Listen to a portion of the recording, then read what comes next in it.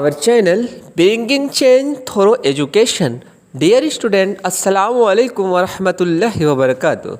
Dear student, आज आप लोग ईदैन की नमाज के बारे में तफसील से समझेंगे।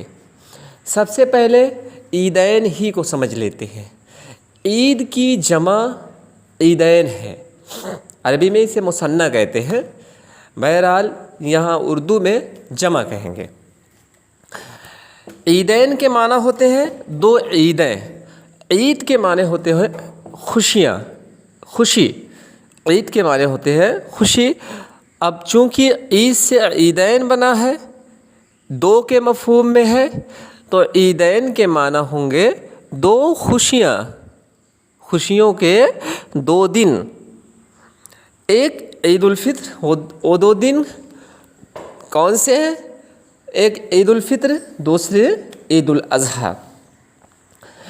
ईद उल फित्र यानी रोज़ा खोलने की ईद, और ईद उल अज़हा यानी क़ुरबानी की ईद।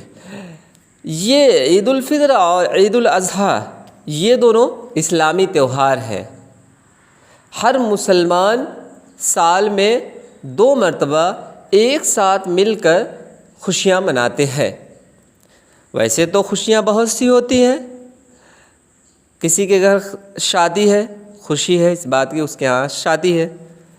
कोई स्कूल में, किसी स्कूल में फंक्शन वगैरह है तो स्कूल वालों को खुशी होती है, स्टूडेंट को खुशी होती है, गार्जियन को खुशी होती है कि स्कूल में फंक्शन है ना।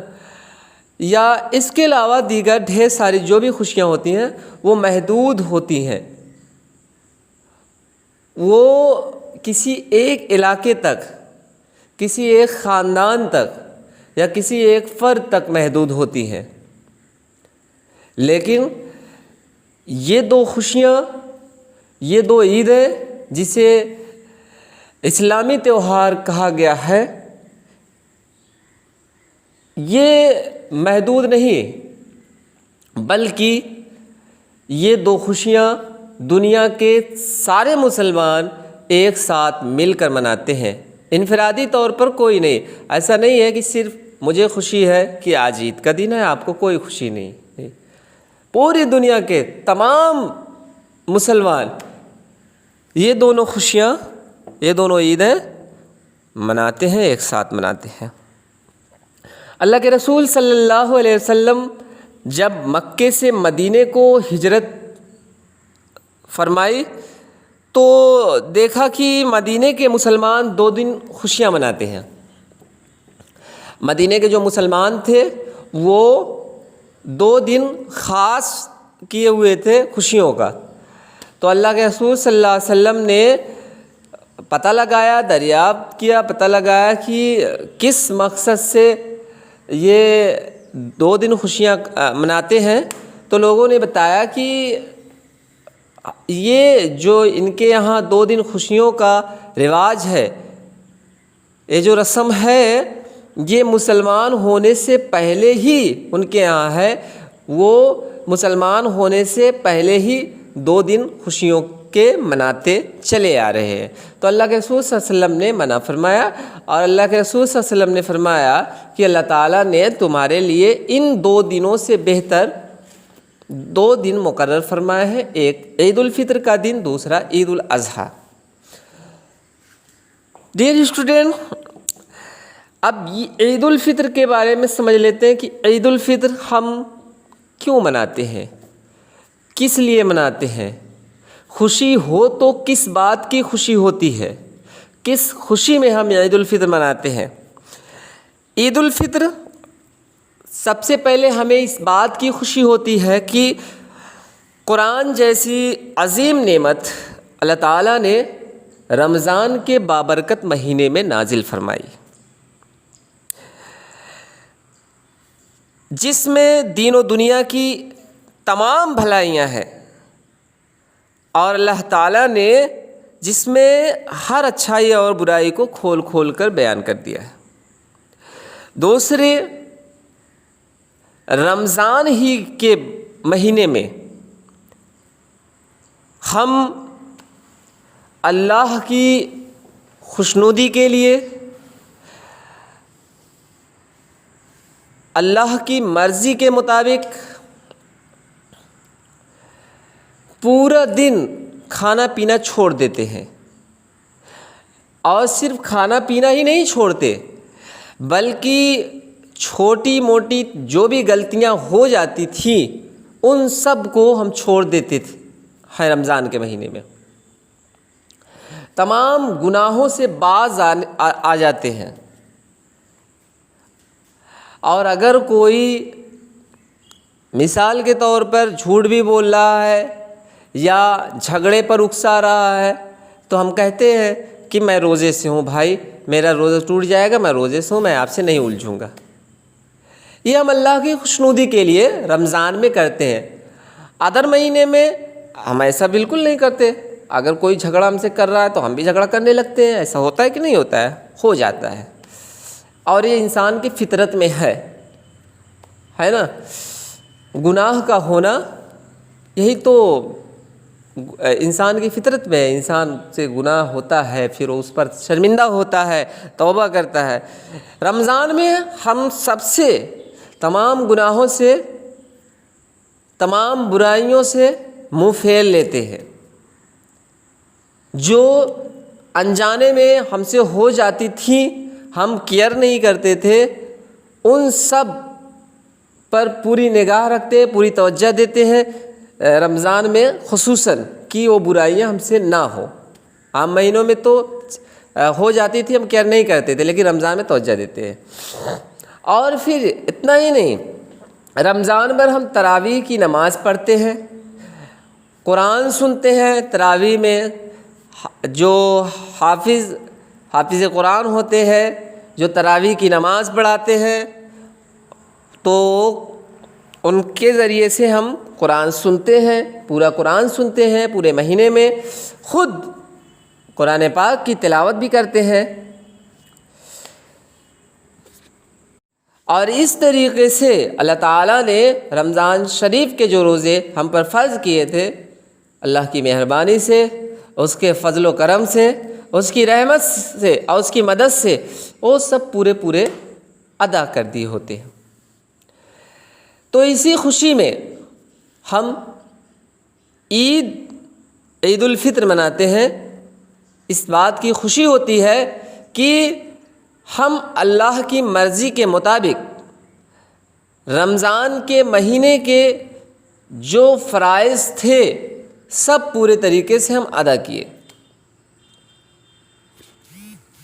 جیسے اسکول میں آپ آتے ہیں، روزانہ اسکول آتے ہیں، کلاس جوائن کرتے ہیں، ٹیچر جو ہوم ورک دیتے ہیں وہ پورا کرتے ہیں، جو کلاس ورک ہوتا ہے وہ کلاس میں پورا کرتے ہیں، ٹیچر کی باتوں پر توجہ دیتے ہیں، اور اس کے بعد جب اس کا رزلٹ آتا ہے تو اس رزلٹ میں خوشی مناتے ہیں، خوش ہوتے ہیں کامیابی کا رزلٹ دیکھ کر، حتیٰ کہ اپنی خوشیوں میں دوسروں کو بھی شریک کرنا چاہتے ہیں، ہر کسی کو اپنا رزلٹ دکھاتے ہیں۔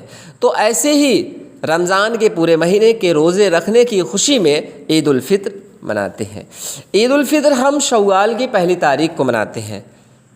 ڈیئر اسٹوڈنٹ، عربی مہینوں میں ایک مہینے کا نام ہے شوال۔ جیسے پہلا مہینہ ہوتا ہے محرم الحرام، صفر المصفر، ربیع الاول، ربیع الثانی، جمادی الاولی، جمادی الاخر، رجب المرجب، شعبان المعظم، رمضان المبارک، شوال المکرم، ذی قعدہ، ذی الحجہ۔ تو شوال کی پہلی تاریخ کو عید کی نماز ادا کرتے ہیں، شکرانے کے طور پر 2 رکعت نماز پڑھتے ہیں کہ اللہ تعالیٰ نے ہمیں رمضان شریف کی برکتوں سے مالا مال فرمایا۔ اس شکرانے کے طور پر 2 رکعت نماز عید الفطر کی ادا کرتے ہیں۔ اب آئیے دیکھتے ہیں عید الاضحیٰ ہم کیوں مناتے ہیں۔ تو ڈیئر اسٹوڈنٹ، عید الاضحیٰ ہم حضرت ابراہیم علیہ السلام کی اس قربانی کی یاد میں مناتے ہیں جو آپ علیہ السلام نے اپنے بیٹے اسماعیل علیہ السلام کی قربانی دے کر ایک مثال قائم کر دی ہے۔ آپ کو تو پتہ ہی ہوگا کہ حضرت ابراہیم علیہ السلام نے ایک بار خواب میں دیکھا تھا قرآن میں بھی اس کا ذکر ہے کہ خواب میں انہوں نے دیکھا کہ اپنے ہی ہاتھوں سے اپنے بیٹے کو ذبح کر رہے ہیں، کاٹ رہے ہیں اپنے ہی ہاتھوں سے۔ اب چونکہ نبیوں کا جو خواب ہوتا تھا وہ سچا ہوتا تھا، تو انہوں نے اس خواب کو اللہ کا حکم سمجھا، تو سوچا کیوں نہ بیٹے سے مشورہ لے لوں، بیٹے کی رائے جان لوں۔ تو بیٹے سے آپ نے پوچھا کہ بیٹا ایسا ہے کہ آج میں نے خواب دیکھا ہے کہ میں خود اپنے ہی ہاتھوں سے تجھے قتل کر رہا ہوں، ذبح کر رہا ہوں، تو تمہاری کیا رائے ہے؟ بیٹا بھی فرما بردار تھا، اس نے ایسا کچھ نہیں کیا ارے ابو ہم کو آپ کاٹیں گے ماریں گے، ایسا نہیں، بلکہ بیٹے نے فرما برداری سے، خندہ پیشانی سے باپ سے بولا کہ ابو جان اللہ کا اگر حکم ہے تو آپ کر گزریے، انشاءاللہ میں صابرین میں سے رہوں گا، صبر کرنے والوں میں سے رہوں گا۔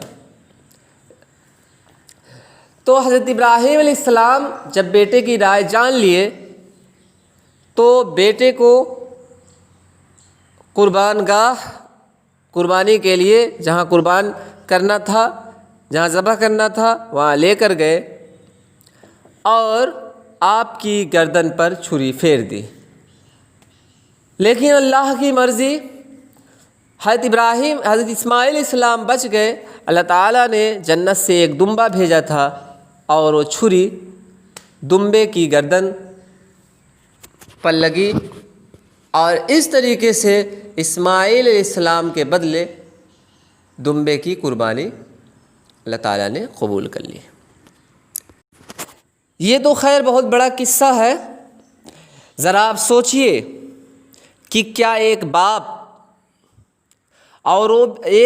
اپنی اولاد کی جان لے سکتا ہے، اور وہ اولاد جو بہت منتوں، سماجتوں اور دعاؤں کے بدلے میں ملی ہو؟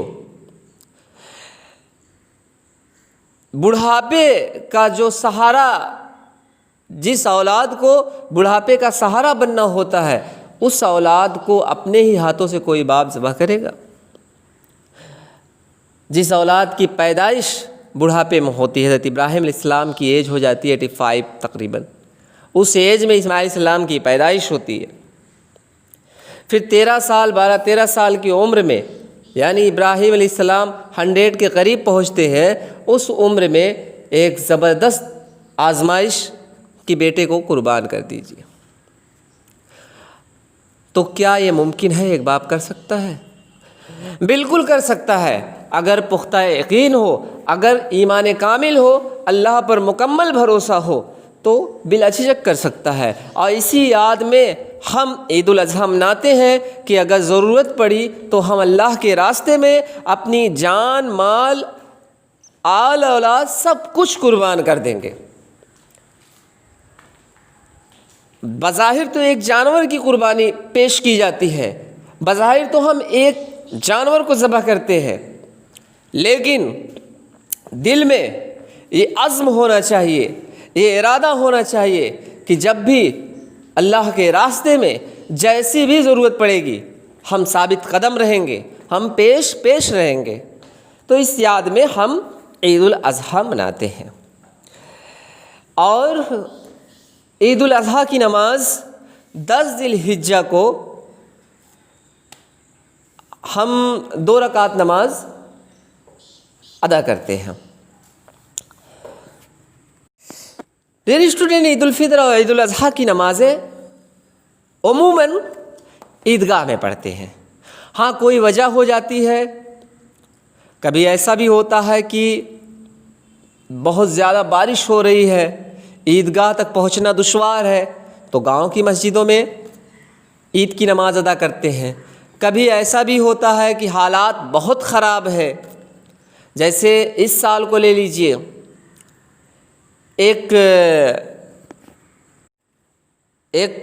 عالمی وبا کی زد میں پوری دنیا ہے، اور ہر جگہ لاک ڈاؤن ہی لاک ڈاؤن ہے۔ ہم سب نے عید کی نماز گھروں میں ادا کی، تو عید کی نماز عموماً عیدگاہ میں پڑھتے ہیں۔ عید کے دن غسل کرتے ہیں، مسواک کرتے ہیں، عمدہ عمدہ کپڑے پہنتے ہیں، یعنی جو کپڑا ہوتا ہے ان میں جو سب سے اچھا ہوتا ہے اسے پہنتے ہیں۔ خوشبو اگر مل جائے تو خوشبو لگاتے ہیں، اور پھر خوشی خوشی عید کی نماز پڑھنے کے لیے عیدگاہ روانہ ہو جاتے ہیں۔ اگر عید الفطر ہو تو عیدگاہ جانے سے پہلے کچھ میٹھا کھا کر اور راستے میں آہستہ آہستہ تکبیر کہتے ہوئے جانا چاہیے۔ قربانی کی عید ہو یعنی عید الاضحیٰ تو بغیر کچھ کھائے زور زور سے بلند آواز سے تکبیر کہتے ہوئے عیدگاہ تک جانا چاہیے۔ تکبیر کیا ہے؟ عید کی تکبیر یہ اللہ تعالیٰ کی بڑائی، اللہ تعالیٰ کی بزرگی اور توحید کا اعلان ہے کہ اللہ سب سے بڑا ہے، اس کے سوا کوئی معبود نہیں، اور تمام تعریف اللہ ہی کے لیے۔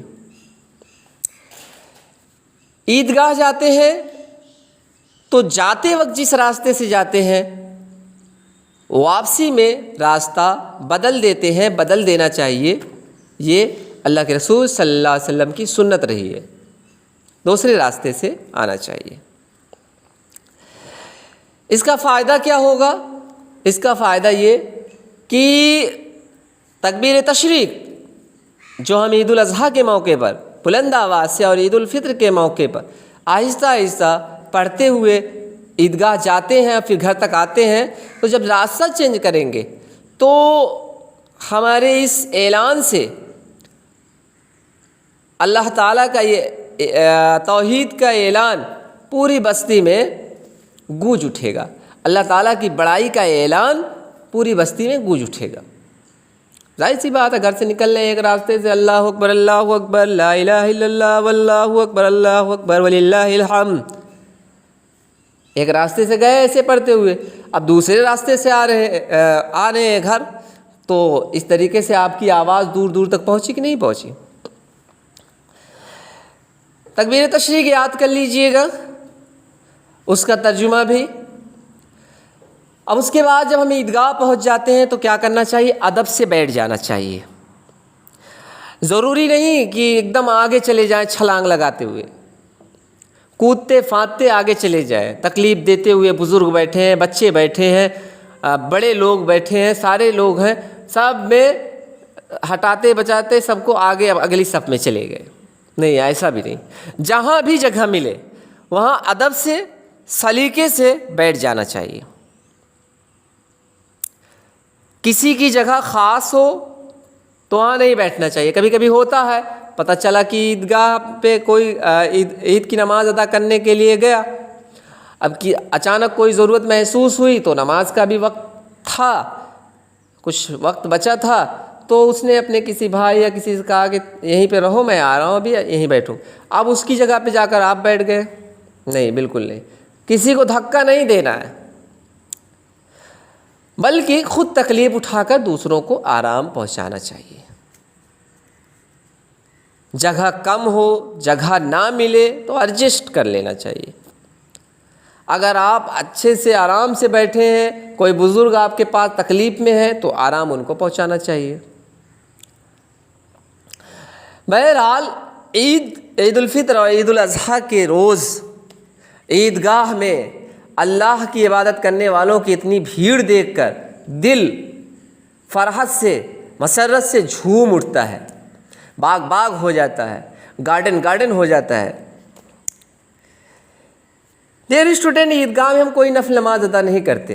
جیسے جاتے ہیں فجر کی نماز پڑھنے کے لیے تو 2 رکعت سنت پڑھتے ہیں، وقت ہے تو نفل بھی پڑھتے ہیں۔ جمعے کی نماز کے لیے جاتے ہیں تو سنت ادا کرتے ہیں، نفل پڑھتے ہیں۔ عید الفطر، عیدین کی نماز میں ایسا نہیں ہے۔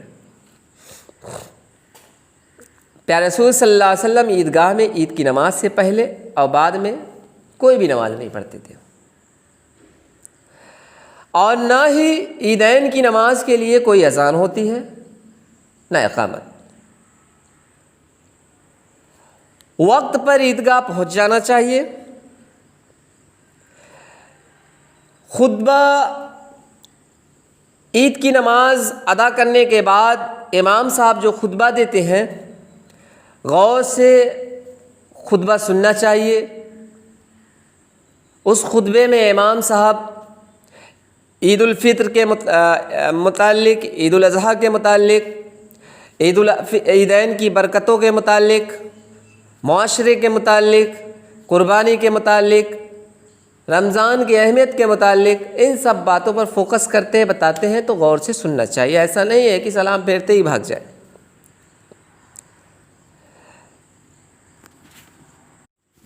اس کے بعد پھر عید الفطر کی نماز ادا کرنے کے بعد گھر آتے ہیں تو ایک دوسرے کے ہاں جاتے ہیں، ملتے ہیں، سوئیاں کھاتے ہیں، ہے نا، خوشی کا دن ہوتا ہے، خوشیاں شیئر کرتے ہیں۔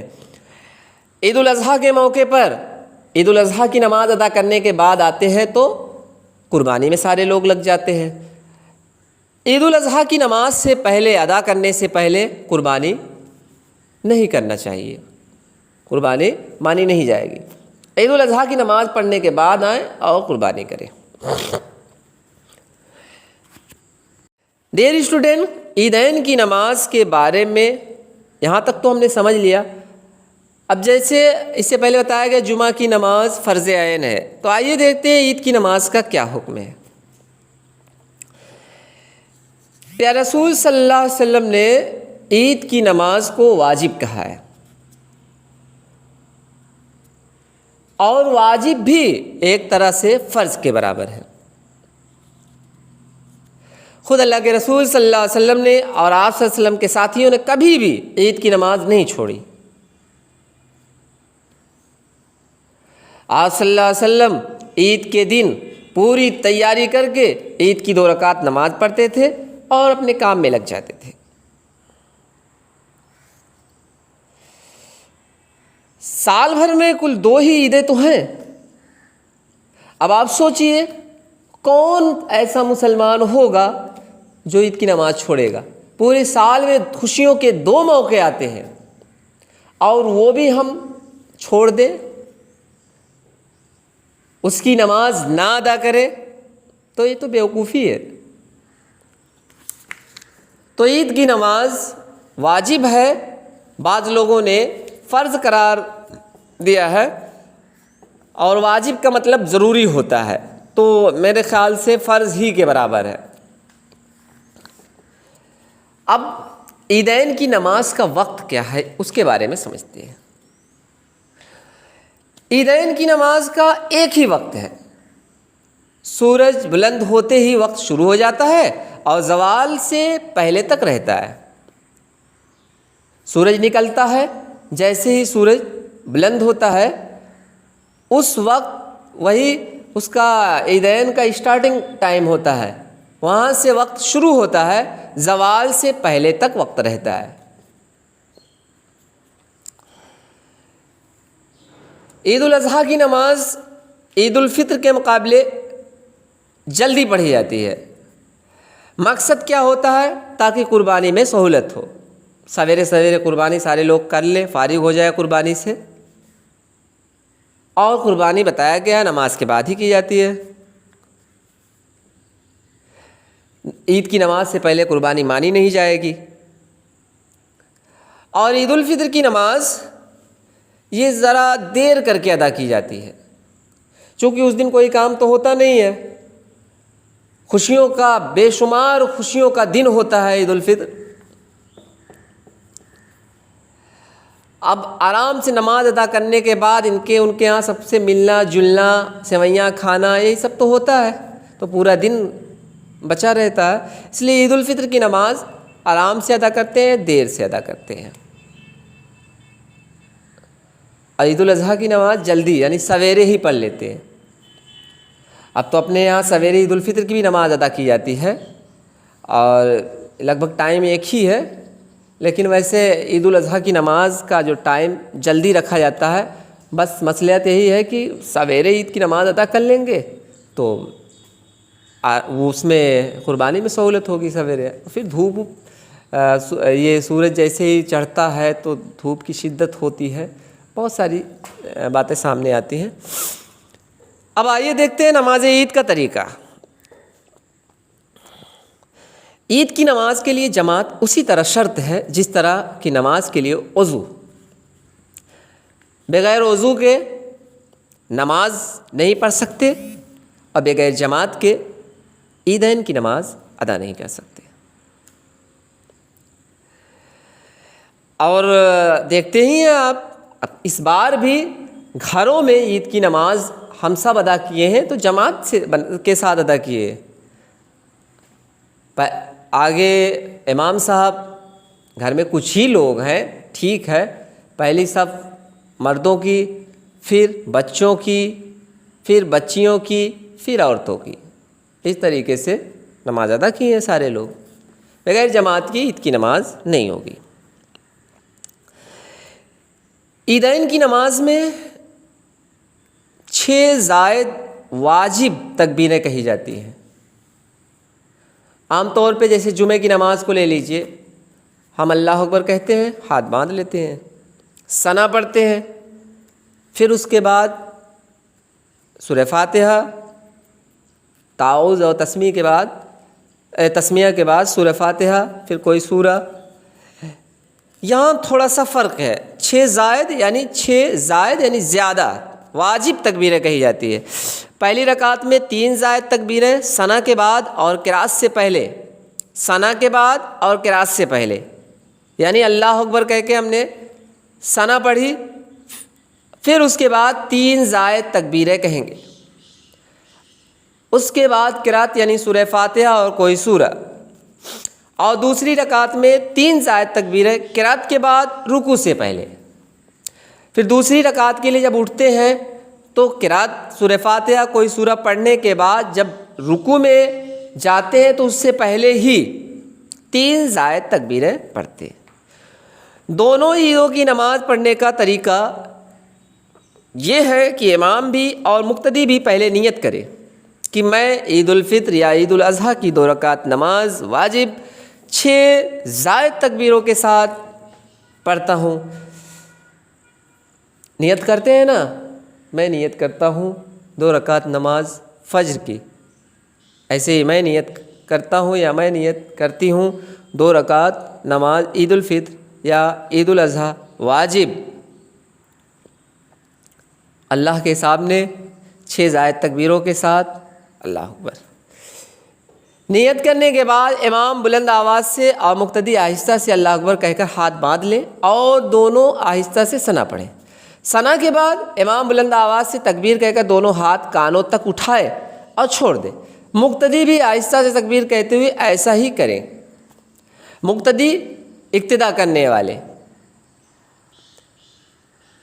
تو چونکہ امام کی اقتدا کر رہے ہوتے ہیں تو جیسے جیسے امام کریں ویسے ویسے مقتدی کو کرنا ہے. اب ہاں, امام تکبیر زور سے کہتے ہیں تو مقتدی آہستہ سے. تو دوسری بار امام بلند آواز تکبیر کہتے ہوئے دونوں ہاتھ کانوں تک لے جائے اور چھوڑ دے, مقتدی بھی ایسا کریں گے. تیسری بار بھی ایسے.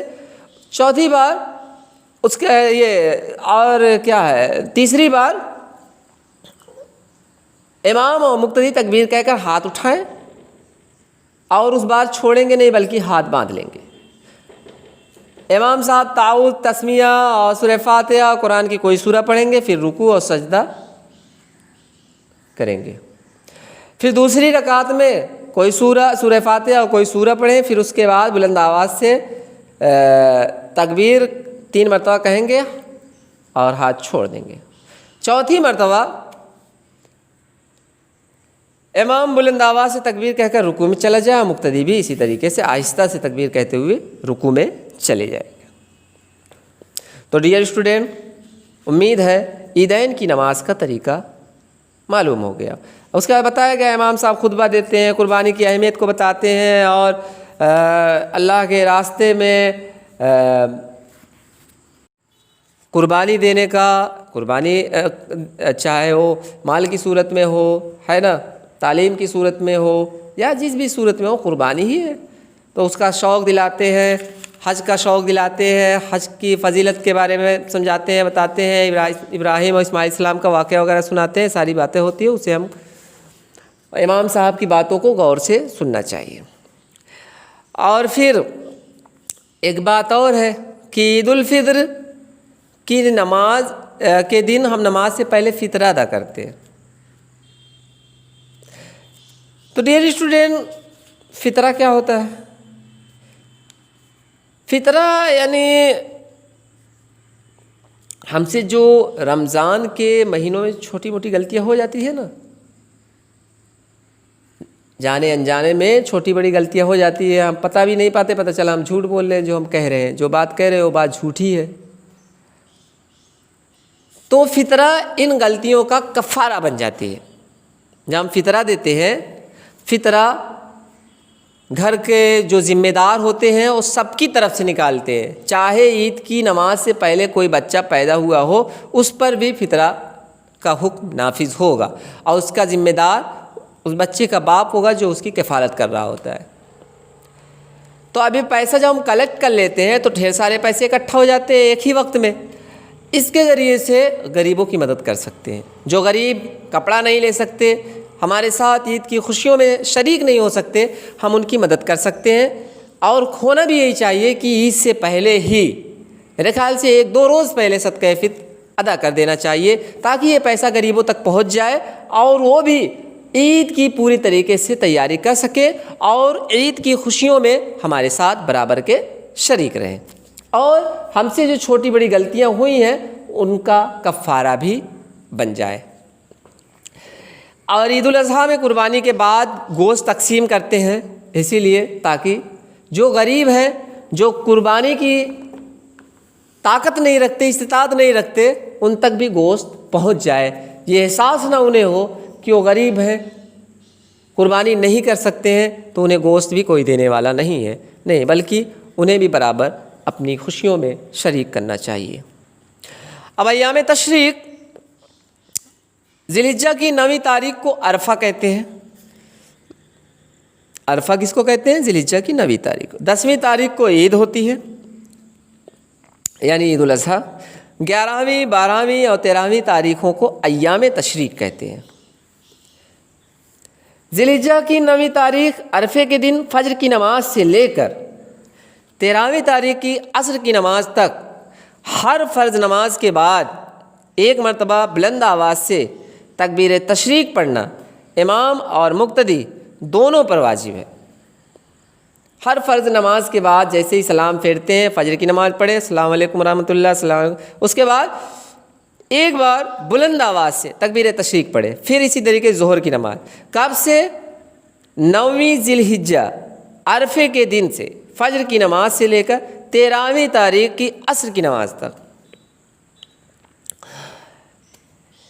اور یہ امام اور مقتدی پر واجب ہے۔ البتہ عورتوں پر تکبیر تشریق آہستہ آواز سے پڑھنا واجب ہے، عورتیں آہستہ پڑھیں، امام اور باقی مرد جو ہیں، بچے ہیں، وہ زور سے پڑھ سکتے ہیں۔ تکبیر تشریق وہی ہے جو عیدگاہ جاتے وقت پڑھتے ہیں اور امام صاحب خطبے میں بھی پڑھتے ہیں، اللہ اکبر، اللہ اکبر، لا الہ الا اللہ، واللہ اکبر، اللہ اکبر، وللہ الحمد۔ اب آئیے عید کے متعلق کچھ یاد رکھنے کی بات ہے، کچھ پوائنٹس ہیں ہمیں یاد رکھنا چاہیے، آپ لوگ بھی اس کو یاد رکھیے۔ پوائنٹ نمبر 1، عید کی نماز پڑھنا تمام مسلمانوں پر واجب ہے۔ پوائنٹ نمبر 2، عید کی نماز میں 2 رکعتیں پڑھی جاتی ہے اور نماز کے بعد خطبہ ہوتا ہے۔ پوائنٹ نمبر 3، عید کی نماز میں نہ اذان ہوتی ہے نہ اقامت۔ پوائنٹ نمبر 4، عید الفطر میں کچھ میٹھا کھا کر عیدگاہ جانا سنت ہے، اور عید الاضحیٰ میں بغیر کھائے جانا سنت ہے۔ سنت یعنی پیارے نبی صلی اللہ علیہ وسلم کا طریقہ۔ پوائنٹ نمبر 5، عید کی نماز عیدگاہ میں ادا کرنا سنت ہے اور عیدگاہ تک پیدل جانا بھی سنت ہے۔ ایسا نہیں ہے عیدگاہ میں نہیں ادا کریں گے تو عید کی نماز مانی نہیں جائے گی، سچویشن، حالات کیسے ہیں کیسے نہیں ہیں، بہرحال اللہ کے رسول صلی اللہ علیہ وسلم طریقہ رہا ہے کہ آپ عیدگاہ میں ادا کرتے تھے، حالات اچھے نہیں ہیں، عالمی وبا کا شکار پوری دنیا ہے اور یا بارش ہو رہی ہے، بہت سارے مطلب ایسے حالات پیش آ سکتے ہیں کہ عید کی نماز عیدگاہ میں ادا کرنا دشوار ہو، تو گاؤں کی مسجد میں، گھر میں ایسے جماعت کے ساتھ ادا کر سکتے ہیں۔ پوائنٹ نمبر 6، عیدگاہ میں نماز سے پہلے یا نماز کے بعد کوئی دوسری نفل نماز نہیں پڑھنا ہے۔ پوائنٹ نمبر 7، عیدین کی نمازوں میں 6 یا 12 زائد تکبیریں کہی جاتی ہیں۔ عیدین کی نمازوں میں 6 زائد تکبیریں یا 12 زائد تکبیریں کہی جاتی ہیں۔ اس میں ابھی مت الجھیے گا، آپ 6 زائد تکبیریں ہی اپنے مائنڈ میں رکھیے، ٹھیک ہے۔ پوائنٹ نمبر 8، دونوں عیدوں میں ایک راستے سے عیدگاہ جانا اور دوسرے راستے سے آنا۔ عید الفطر میں عیدگاہ جاتے ہوئے راستے میں آہستہ آہستہ، اور عید الاضحیٰ میں بلند آواز تکبیر کہتے ہوئے جانا مسنون ہے، سنت ہے، یعنی پیارے نبی صلی اللہ علیہ وسلم کا طریقہ تھا۔ پوائنٹ نمبر 9، 9 ذی الحجہ فجر کی نماز سے لے کر 13 ذی الحجہ عصر کی نماز تک ہر نماز فرض کے بعد تکبیر تشریق پڑھنا واجب ہے۔ اور لاسٹ پوائنٹ نمبر 10، عید کی نماز کے لیے جماعت شرط ہے، اس لیے جلد سے جلد عیدگاہ پہنچ جانا چاہیے۔ کہیں جماعت ہو گئی تو پھر تنہا نہیں پڑھ سکتے، جماعت چھوٹ جانے کے بعد عید کی نماز ادا نہیں کر سکتے۔ اپنے یہاں جیسے فرض نمازیں ہیں، جماعت چھوٹ گئی تو ادا کر لیتے ہیں انفرادی طور پر، ہے نا، اکیلے ادا کر لیتے ہیں۔ عیدین کی نماز میں ایسا کچھ نہیں، اگر جماعت چھوٹ گئی تو پھر آپ عید کی نماز سمجھ لیجئے کہ آپ کے ہاتھ سے چھوٹ گئی، عید کی نماز گئی، اب آپ ادا نہیں کر سکتے۔ تو ڈیئر اسٹوڈنٹ، امید ہے کہ عیدین سے متعلق جو بھی باتیں بتائی گئی ہیں وہ آپ سمجھ چکے ہوں گے۔ عیدین سے متعلق جو باتیں یاد رکھنے کی ہیں انہیں یاد رکھیے، تاکہ عیدین کے موقع پر دشواریاں نہ پیش آئیں۔ نماز ادا کرنے میں دشواری پیش آتی ہے، تکبیر تشریق یاد نہیں ہے، تو یہ ساری دشواریاں ہوتی ہیں نا۔ اب کوئی اگر آپ سے پوچھ لے کہ آپ اسکول میں پڑھتے ہیں تو آپ کو پتہ نہیں، تو اس طریقے سے پتہ چلا ٹیچر کی امیج ڈاؤن ہوئی۔ تو بہرحال ان سب باتوں کو ذہن میں محفوظ کیجئے اور دوسروں کو بھی بتائیے۔ اوکے۔